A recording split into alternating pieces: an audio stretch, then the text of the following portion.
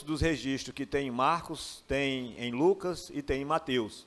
Mas a maioria dos registros que nós temos no Evangelho de João, nós não vamos encontrar nos Evangelhos sinóticos, como é o caso desta passagem das Sagradas Escrituras. Por isso é importante nós atentarmos, né, o registro que João fez nesse texto do capítulo 4, a partir do versículo 3, que eu gostaria de compartilhar com vocês. João, capítulo 4, a partir do versículo 3. Amém? Todos encontraram? O texto diz assim: deixou a Judéia e foi outra vez para a Galiléia. E era necessário passar por Samaria. Foi, pois, a uma cidade de Samaria chamada Sicar, junto da herdade de Jacó, que Jacó tinha dado a seu filho. E estava ali a fonte de Jacó. Jesus, pois, cansado do caminho, assentou-se assim junto da fonte. Era isto quase a hora sexta. Veio uma mulher de Samaria tirar água. Disse-lhe Jesus: dá-me de beber, porque os seus discípulos tinham ido à cidade comprar comida. Disse-lhe, pois, a mulher samaritana: como, sendo tu judeu, me pedes de beber a mim, que sou mulher samaritana? Porque os judeus não se comunicam com os samaritanos. Jesus respondeu e disse-lhe: se tu conheceras o dom de Deus, e quem é o que te diz, dá-me de beber, tu lhe pedirias, e ele te daria água viva. Disse-lhe a mulher: Senhor, tu não tens como tirar a água, e o poço é fundo. Onde, pois, tens água viva? És tu maior do que nosso pai Jacó, que nos deu o poço, bebendo ele próprio dele, e os seus filhos e o seu gado? Jesus respondeu e disse: qualquer que beber desta água tornará a ter sede. Louvado seja o nome do Senhor. Mas aquele que beber da água que eu lhe der, nunca terá sede. Porque a água que eu lhe der, se fará nele uma fonte de água que salte para a vida eterna.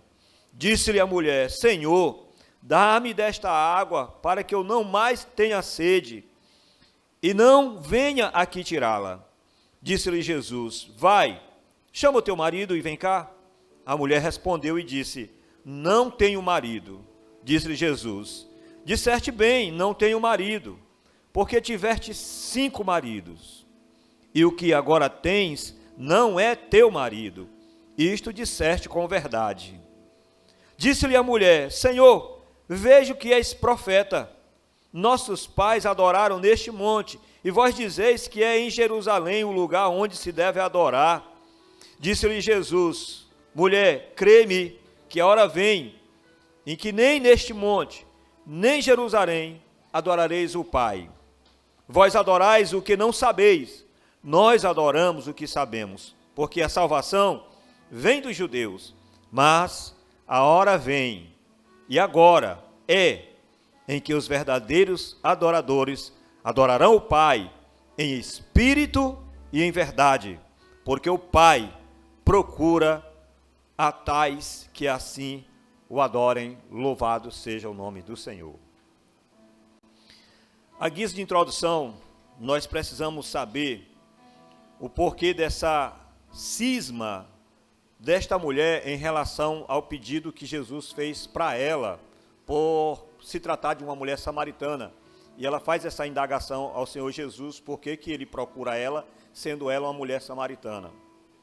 Ora, Jesus estava cansado, e quando a gente está caminhando, especialmente no deserto, na nossa caminhada, o cansaço, ele com certeza, ele é precedido de uma sede. E nós vamos encontrar, a princípio aqui, que o Senhor Jesus, ele tinha uma natureza humana, e assim como também tinha uma natureza divina. Jesus era 100% Deus, mas também era 100% homem. Ou seja, tudo o que um ser humano pode vivenciar, Jesus vivenciou. Toda a limitação que um ser humano tem, Jesus Cristo tinha. ele sentiu dor. Aliás, talvez a maior de todas as dores. Se não foi a maior de todas as dores, eu quero até entender que alguns cristãos sofreram mais do que Jesus. Alguns cristãos sofreram mais do que Jesus. Foram executados aos poucos, foram queimados aos poucos. Alguns foram esfolados, tiveram o seu couro, a sua pele arrancada e ficaram vivos. Depois daquilo ali foram espancados. Depois desse espancamento foram queimados. Eu acredito que muitos cristãos tiveram um sofrimento na carne, uma dor maior do que Jesus. Mas uma coisa é certa, nenhum deles era Deus. Uma coisa é certa, eles poderiam optar a desistir até de se tornarem mártires da história da igreja para não ter que morrerem, embora eles não renunciaram à sua fé, mas eles tinham essa opção. Jesus era Deus e Jesus não tinha essa opção. Ele veio com uma determinação de sofrer a morte da cruz, passar por aquele sofrimento. Era um Deus que estava nos céus, e era um Deus que tinha anjos para lhe servir, e ele desceu do céu de glória para morrer por nós. Ele determinou aquilo, Deus determinou aquilo no coração dele, e ele veio. Aliás, quando ele começa o seu trabalho, ele trabalha exatamente com os objetos que seriam materiais da sua crucificação. Ele veio para trabalhar como carpinteiro, trabalhando com martelo, prego e madeira. E ele caminhou resignadamente para a cruz. Então Jesus sofreu por todos nós. E olhando para essa situação desta mulher de Samaria, que começa esse diálogo com ele, e a gente precisa entender o porquê realmente desta indagação dela, é porque o reino de Israel foi um reino unido, começando por Saul, depois Davi, depois Salomão e Jeroboão, que era filho de Salomão. E nós sabemos, Roboão, perdão. E nós sabemos que no ano 930 houve a divisão do reino. Nós tivemos aí 10 tribos que ficaram fiéis ao reino do norte e tivemos 2 tribos que ficaram fiéis ao reino do sul. Depois de cerca de 200 anos, aproximadamente no ano 720, o reino do norte, as 10 tribos que permaneceram infiéis, foram invadidas pelo Império Assírio. E o Império Assírio levou cativo muitos dos judeus, deixando lá umas 3 tribos ainda como remanescente ali na Samaria, porque o reino do norte ficou com a capital conhecido como Samaria. Era o reino do norte, era chamado de Israel. O reino do sul era chamado de Judá, com a capital sendo Jerusalém, e o reino do norte era conhecido como Israel, com a capital Samaria. Então, os samaritanos, os assírios, quando levaram cativo o pessoal do reino do norte, eles colocaram outros povos lá para estarem habitando lá no reino do norte. E durante este cativeiro, durante esse exílio, alguns dos samaritanos tomaram como mulheres as judias, porque o povo judeu não casava com quem não era judeu, ou seja, o judeu não casava com gentio. E gentio é todo aquele que não é não judeu. Assim como também os judeus estavam casando-se com mulheres gentias, mulheres que não eram judias. E essa miscigenação racial deu origem ao que são os samaritanos hoje.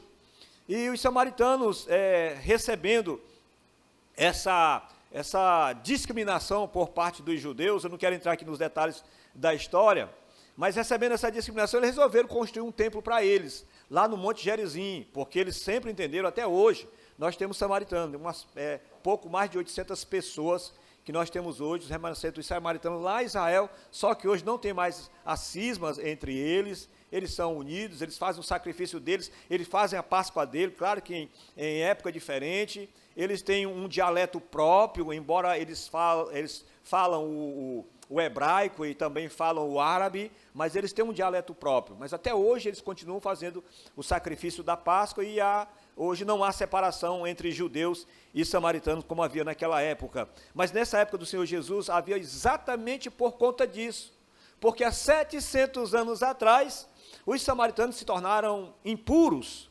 E aí, daquele tempo para cá, eles resolveram construir um templo no Monte Gerizim, que prova-se por meio da arqueologia, que realmente era o Monte da Bênção, o Monte Ebal, que era aquele outro monte, que era o Monte da Maldição. Não sei se os irmãos lembram do episódio de Deuteronômio, capítulo 8, o capítulo 28, perdão, a partir do versículo 1, quando eles estão lá proferindo a bênção, né? Uma tribo mandando a bênção: bendito é o fruto da tua maçadeira, bendito é o fruto do ventre dos teus animais. Eles ficavam de um monte para o outro conversando. A distância é uma distância considerável, mas por conta da condição, do relevo daquele lugar, a voz do arauto chegava até o outro monte, de lá o outro replicava aquela voz. Então esse monte Gerizim ficou conhecido como Monte da Bênção, e até os próprios judeus até hoje admitem que ali era realmente o Monte da Bênção. Então foi exatamente nesse monte que eles construíram o santuário dos samaritanos, acreditando eles também de que Isaac teria sido levado para ser sacrificado lá. Nós sabemos que Isaac foi sacrificado no Monte Moriá, na cidade de Jerusalém, mas eles têm essa cisma de que Isaac deveria ter foi oferecido lá como sacrifício ao Senhor, embora não tivesse acontecido.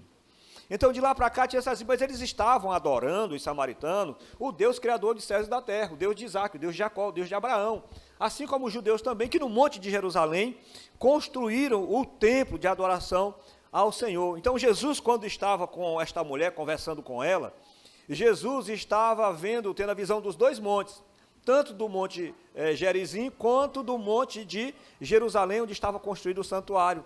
E com certeza Jesus e ela estavam contemplando o templo, do local de adoração ao Deus Todo-Poderoso. Mas a palavra de Deus diz que essa mulher, ela estava indo ao poço por volta de meio-dia, tirar água, o que não era um horário para se extrair água do poço. Por que então que ela ia nesse horário? Porque era um horário em que as outras mulheres não iam tirar água do poço por conta da discriminação que tinha-se por questões dessa vida desregrada que ela vivia, de já ter passado por 4 maridos e agora estava com um sexto, e esse sexto ainda não era dela. Então, por conta dessa discriminação, nós podemos entender assim, a Bíblia não diz, né, o texto não fala, mas nós estamos aqui fazendo essa exegese de que é possível ela estar nesse horário por conta disso. Um horário em que ninguém iria tirar água do poço, ela estava lá. E é exatamente no horário em que ninguém iria para lá, que Jesus foi para lá.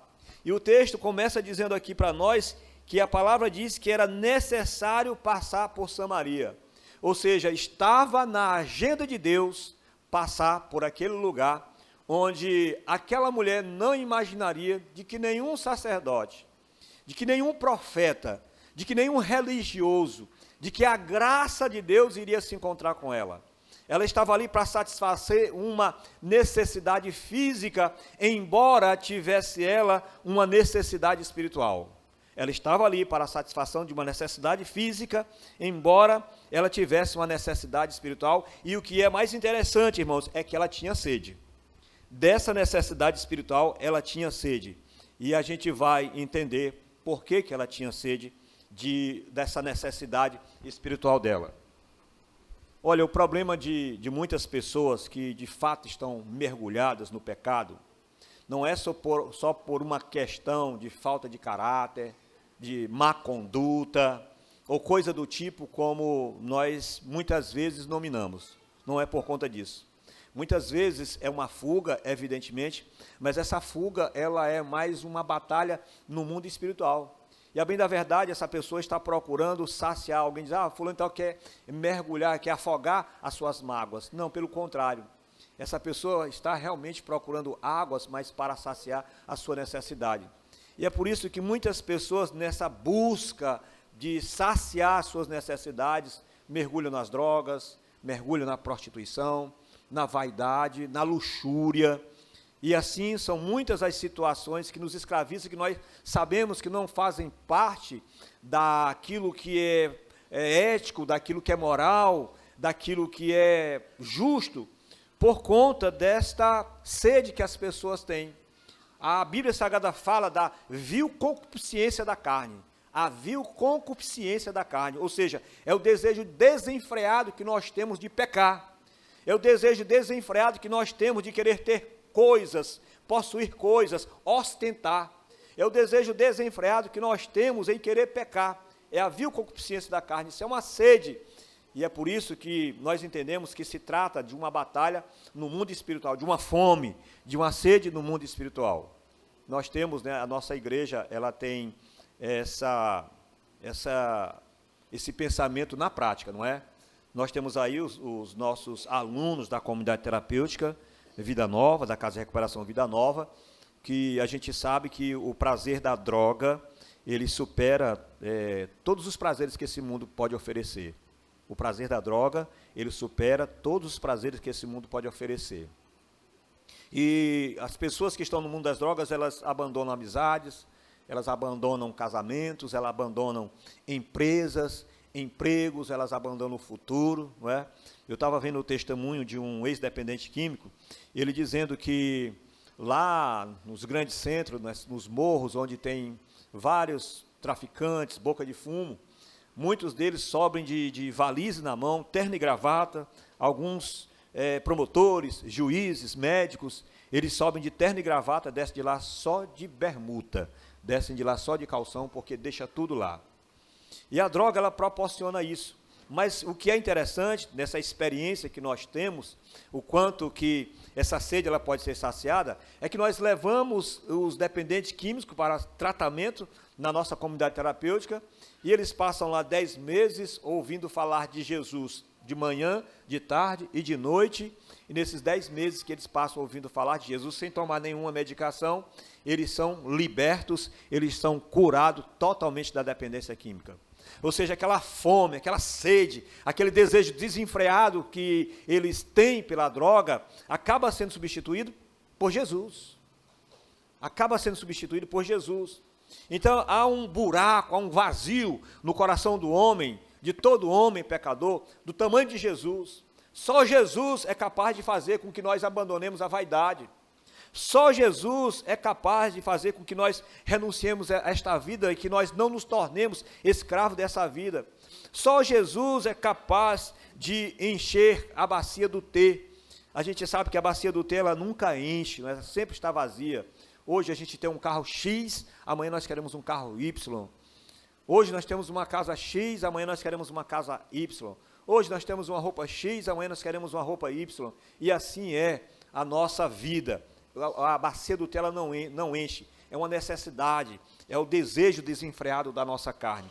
Esta mulher, ela tinha uma necessidade, ela tinha um desejo, e ela achava que ela, encontrando o homem da vida dela, ou experimentando vários homens, não sei qual seria o entendimento dela, mas ela achava que isso resolveria o seu problema de saciedade.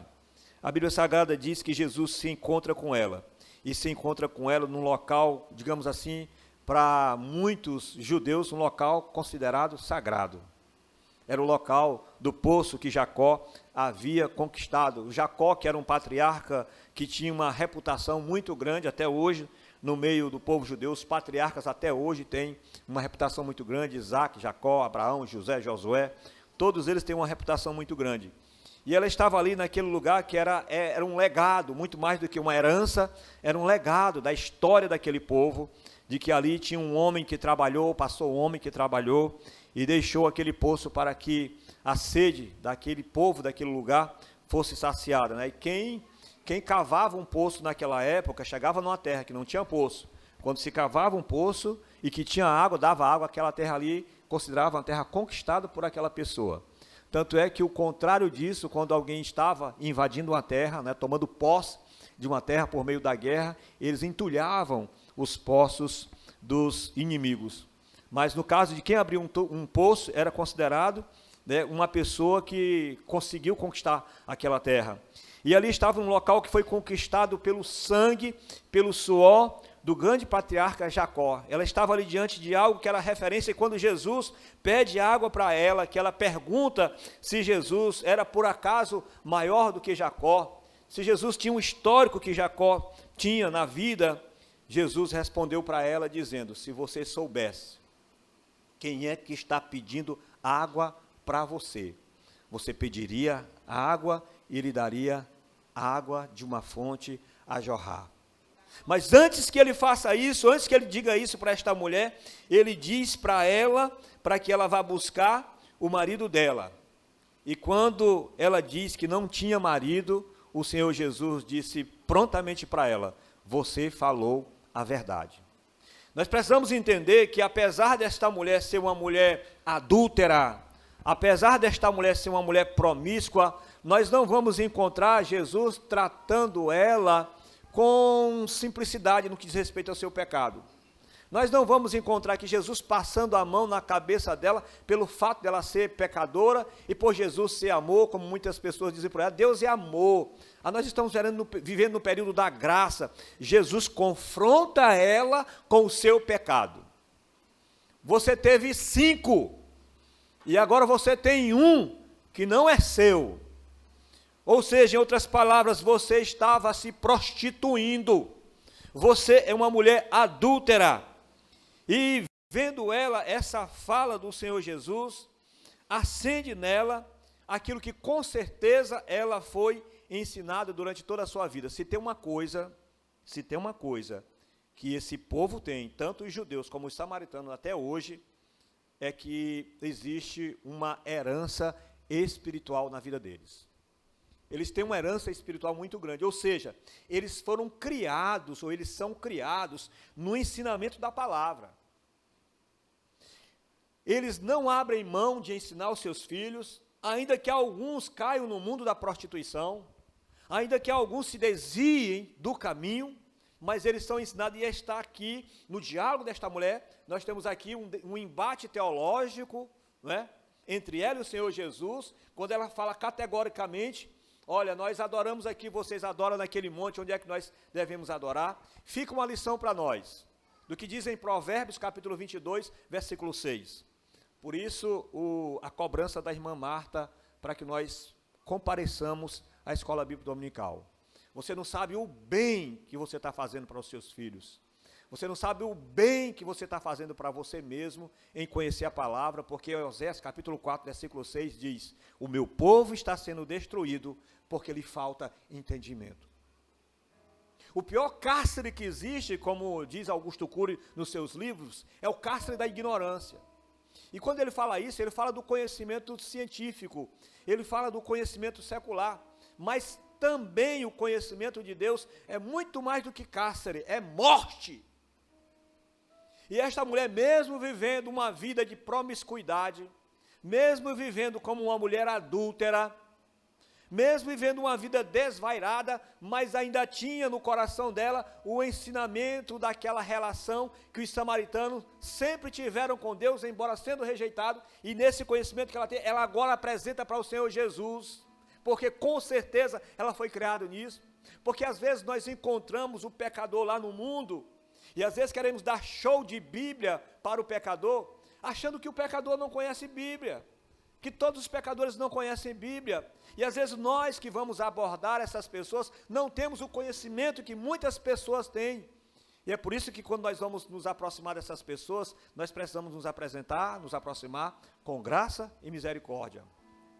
Primeiro, para que nós não nos tornemos juízes diante de Deus, e segundo, para que nós não passemos vexame, para que nós não passemos vergonha. E Jesus aborda uma mulher que sim vivia uma vida desvairada, que vivia uma vida preguiça, mas que era uma pessoa que conhecia os princípios da palavra do Senhor. Provérbio 22:6 diz: ensina a criança no caminho em que deve andar, e ainda quando for velho, não se desviará dele. A palavra que é inculcada nos nossos filhos, a palavra de Deus, ela é viva e eficaz, como diz Hebreus capítulo 4, versículo 12, e mais penetrante do que qualquer espada de 2 gumes, e é apta para dividir pensamentos e intenções do coração, e dividir juntas e medulas. É a espada, é a palavra de Deus. E esta mulher foi ensinada na palavra de Deus. A história dela é uma história de relação com Deus. Não sei por que cargas da vida ela acaba vivendo essa vida, se ela foi de repente maltratada pelo primeiro esposo, não sei. Mas o fato é que Jesus não tratou o pecado dela com parcimônio. Pelo contrário, falou diretamente do pecado dela. Porque às vezes nós imaginamos um Cristo, né? Porque muitas vezes a gente tem que fazer assim, quando vai tratar de uma pessoa que está meio lá, meio cá, a gente fica cheio de arrodeios e tal, porque de repente essa pessoa ignora a nossa fala, e aí nós ficamos com aquele cerca-lourenço, né? Para chegar até ela e dizer assim, olha, você está errado. A gente faz isso. Mas não era para ser assim. Era para nós falarmos diretamente sobre o pecado das pessoas, como Natã falou para Davi. Era para nós falarmos diretamente do pecado das pessoas, e as pessoas fazer que nem Davi fez para Natã, realmente eu pequei. Como diz o Salmo 51, eis que nasci na iniquidade, e em pecado concebeu a minha mãe. E arrependeu-se do seu pecado. E esta mulher aqui, num sentimento de arrependimento, não é? Ainda que meio assim, duvidoso, e ela, no primeiro momento, entende que Jesus estava falando de uma água que matava a sede, que ela tomava só uma vez e matava a sede dela, não é? E Jesus estava falando dessa sede que ela tinha pela prostituição. Era uma sede que ela tinha pela prostituição, e Jesus foi ali exatamente para saciar a sede que ela tinha pela prostituição, assim como Jesus saciou a sede de muitos homens que aqui estão pelas drogas. Jesus saciou a sede de muitos homens que aqui estão pela droga. Irmão, é sede mesmo, é vontade, é gana. E às vezes nós queremos tratar o pecador como um desgraçado, como um miserável, como um infame, mas você não sabe o que é uma pessoa estar dominada pelo pecado. Eu gosto sempre de contar isso, muitas pessoas que estão nos assistindo ainda não ouviram falar, alguns dos que estão aqui ainda não ouviram falar, então não tem problema eu repetir, e quem já ouviu não se sente incomodado. Se quiser até tapar os ouvidos, pode tapar, né? Que às vezes a pessoa se sente incomodada com isso. Mas lá na casa de recuperação passou um jovem que para mim assim foi um dos maiores exemplos do que é a dependência química. Ele disse, pastor, quando nós estamos no pânico, não é? Que é a hora que ele está aquele frisson, aquela necessidade, né, de usar a droga, né, aquela impulsividade de usar a droga. Tem deles que tiram o brinquedo, eu já conversei com deles, muitos deles, que tiraram o brinquedo das mãos dos filhos e saíram para vender, para fazer dinheiro para droga. Alguns deles pegaram a panela que estava cozinhando a comida no fogão, derramaram a comida numa vasilha, pegaram a panela e a tampa, amassaram e foram vender o alumínio das panelas nas sucatas. E esse que eu conversei com ele, falou o seguinte, pastor, você sabe o que é a desejo de usar droga? É o seguinte, se a gente tiver com vontade de usar a droga, e alguém chegar com a cabeça de crack para nós, e dizer assim, olha, se você deixar eu tocar fogo no seu corpo, eu lhe dou essa cabeça de crack. Pois a gente é capaz de deixar tocar fogo no corpo para usar aquilo. E ele disse, olha, quando a gente, eles dizem, né, quando a gente pega não sei quanto é a cabeça hoje, né, mas na época era R$10, quando a gente pega em R$10 e sabe que vai usar a droga, que vai comprar a droga, o intestino começa a desmanchar. A emoção é tão grande só em saber que vai usar. Olha o tamanho da escravidão, o tamanho da sede. Aí Jesus vem e sacia a sede. Jesus está falando desta água para ela, ele diz, eu sou a água da vida. E Jesus fala para essa mulher, entendendo a limitação dela, entendendo a inclinação dela, mas sabendo que ela tinha conhecimento do Deus de Isaac, do Deus de Abraão, do Deus de Jacó, que tinha deixado esse poço. Você conhece o Deus de Abraão, o Deus de Isaac, o Deus de Jacó? O seu filho sabe. Hoje eu vi uma cena linda, né? O Rubão está viajando com a família, algumas famílias estão viajando, período de férias, né? Convenhamos. E hoje ele mandou um vídeo para mim da menina dele, tem quantos anos? 4 anos. E o som saindo no carro e ela de olhos fechados, e ele gravando aquilo, aí de hora que ela revirava os olhos, louvando o nome do Senhor. Meu irmão, como isso é maravilhoso. Como isso é rico. Esta criança, ela pode até enfrentar, que Deus guarde a vida dela, pode até enfrentar situações como esta mulher está enfrentando, mas mais cedo ou mais tarde, o Senhor Deus vai se manifestar para ela, porque a palavra dele não volta vazia. Estava aqui uma mulher que foi saciar sua sede, uma mulher discriminada, com certeza, pelas mulheres daquela época e também pelos homens daquela época. Nenhum homem de bem, nenhuma mulher de bem quer ter amizade com uma pessoa como essa, convenhamos. A gente faz é se afastar mesmo, não é? A gente tem medo de se contaminar. A gente não tem coragem de abençoar, não. Nós temos medo de contaminar, de se contaminar. Deveria ser o contrário. Nós deveríamos ter coragem para abençoar do que medo de se contaminar. E isso é o que estava acontecendo. E ela era considerada uma mulher maldita, porque aquele que se entregava ao adultério era considerado sim maldito. E Jesus disse, é necessário passar por Samaria, está na minha agenda. Você está na agenda de Deus. Você está na agenda de Deus há muito tempo. Antes que você viesse nascer, a Bíblia Sagrada diz, antes que você viesse nascer, você já estava na agenda de Deus. Essa mulher já estava na agenda de Deus. Necessário é passar por Samaria. E por conta dessa cisma que havia entre judeus e samaritanos, na época do Senhor Jesus, era conhecida a Palestina ou Israel de hoje. Tinha Judeia, Itureia, Pérea, Judeia, Samaria. Eram 5 províncias que tinham.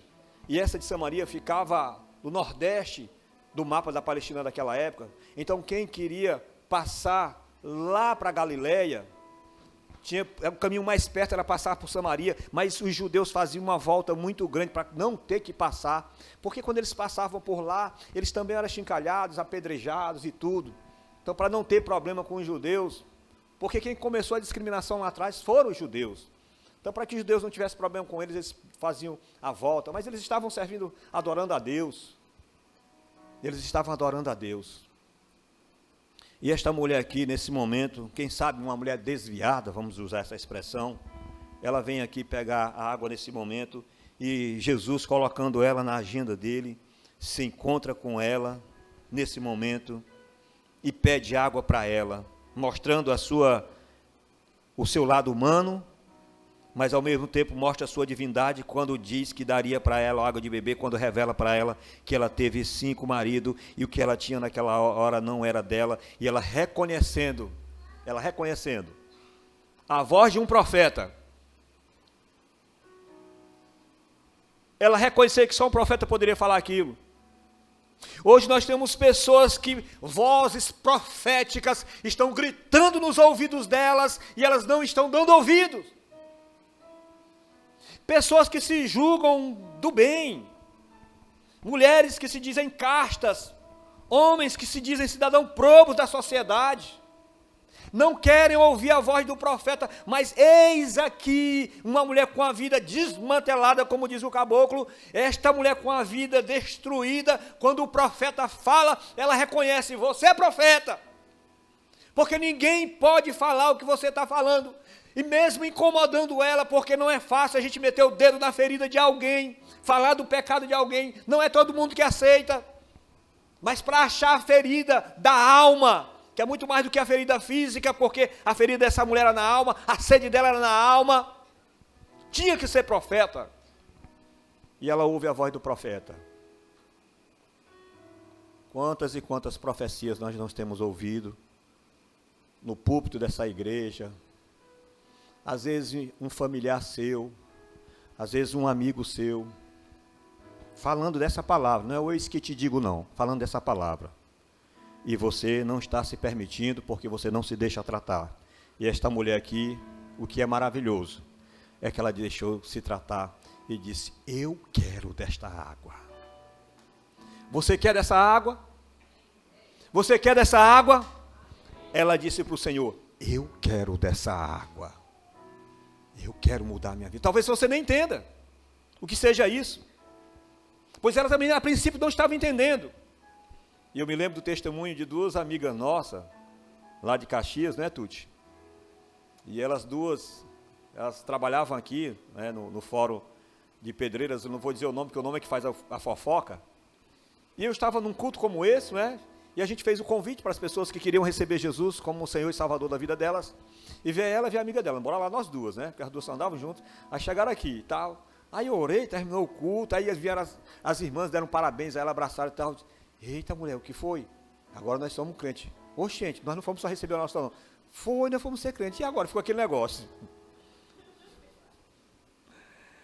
Já vai fazer aí mais de 20 anos. Perdão, mais de 10 anos para a honra e glória do Senhor. Mais de 11 anos para a honra e glória do Senhor. Mais de 11 anos. E hoje é uma grande mulher de Deus. Uma mulher que prega o evangelho, que anuncia a graça do Senhor Jesus. Às vezes a gente não está entendendo. Mas o importante é isso, é nós entregar a vida para Jesus. Jesus tem alguma coisa ruim para nós? Tem não. Jesus não tem nada de ruim, a vontade dele é boa, perfeita e agradável. E esta mulher pede, eu quero dessa água. E Jesus disse para ela, vai lá, chama teu marido. E ela confessa, Senhor, eu não tenho marido. Embora já estava com um homem, entende? Irmão, admita a sua limitação, você não vai experimentar o melhor de Deus, você não vai mergulhar na água do Senhor, enquanto você não admitir, não rebata, admita as suas limitações. Eu sou cheio da razão mesmo, não, o direito é meu, eu é que sei, não, eu acho que está errado, e você não abre mão de que você quer ter razão em tudo, de que você quer ter direito em tudo, de que você não peca, de que você não erra, e está rejeitando a palavra do Senhor. E ela disse, certo, embora vivendo com um marido, não tenho. E Jesus disse, você teve 5 maridos, e o que você tem agora não é seu. Disse a mulher, Senhor, eu vejo que o Senhor é profeta. Eu reconheço que o Senhor é profeta.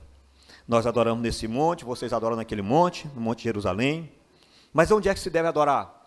Ele disse, a hora vem, e esta é a hora. Preste atenção. Jesus falou para ela, a hora vem, e esta é a hora, em que os verdadeiros adoradores adorarão o Pai em espírito e em verdade. Ou seja, Deus não tem pessoa determinada para falar e abençoar. Deus não tem um lugar específico para poder se manifestar. Porque dependendo do lugar, a gente se anima em celebrar o culto ao Senhor. Dependendo da pessoa, a gente se alegra em ouvir do Senhor. Mas Deus não tem pessoa determinada, nem lugar determinado para falar. Porque Ele é onipresente, Ele está presente em todos os lugares, e Ele também não tem hora para falar. Porque o nosso Deus não vive pelo Cronos, o Kairos. O tempo de Deus é o Kairos. E Ele diz, a hora vem e já chegou. Quando Ele diz, a hora vem e já chegou, não é? Um negócio assim meio doido, porque Deus não tem relógio. A hora vem, é agora aqui, nesse exato momento. Agora aqui. A hora vem, já chegou, em que os verdadeiros adoradores adorarão o Pai em espírito e em verdade. E são os tais o que o Pai procura. Naquele tempo o povo saía para o monte de Jerusalém, lá no templo adorar. Ou então ia para o monte Gerizim, lá no templo adorar. Mas não, o Senhor está vindo ao encontro de quem está com o coração quebrantado, com o espírito disposto a adorar o Senhor. Ele é que está procurando. Ele não está inacessível, porque lá no templo, tanto de Samaria quanto de Jerusalém, tinha um véu que separava, e só o sumo sacerdote entrava uma vez por ano lá, e o pessoal ficava lá, o restante do pessoal ficava, só o sumo sacerdote entrava para encontrar com Deus uma vez por ano. Agora não, é o Senhor que está querendo chegar até você. É o Senhor que está querendo alcançar o seu coração, se você abrir o coração para Ele, se você dispor o coração para Ele, Ele agora está procurando você, nesse exato momento, nesse lugar. E eu vou dizer uma coisa para você, a hora vem, já chegou, em que os verdadeiros adoradores adorarão o Pai, em espírito e em verdade, são os tais que o Pai procura. Tem alguma coisa que Deus não acha? Se Ele está procurando, meu irmão, minha irmã, e se seu coração, nessa noite, estiver disposto a Ele, pode ter certeza que você vai se encontrar com Ele nessa noite. Vamos louvar o nome do Senhor, fique em pé.